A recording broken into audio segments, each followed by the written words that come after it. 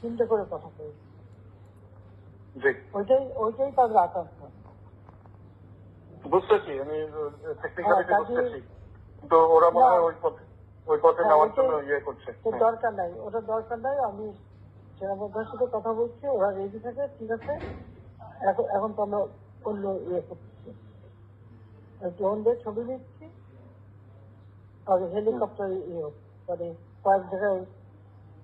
তাহলে কিছু ছবি দেখে পাকড়াও করা যায় না রাতের মধ্যে? সবগুলিকে অ্যারেস্ট করতে বলছি রাত্রে। হ্যাঁ, পাকড়াও করলে না, ওটা বলা হয়েছে, ওটা র্যাব, জিএফআই, মানে সবাইকে বলা হয়েছে যে যেখান থেকে টিকা না পারবো ধরে ফেলবে, জি ওটা বলা হয়েছে। আর যেখানে গ্যাদারিং দেখবে সেখানে ওই উপর থেকে, এখন উপর থেকে করাচ্ছি, অলরেডি শুরু হচ্ছে কয়েকটা জায়গায়, জি কমে গেছে।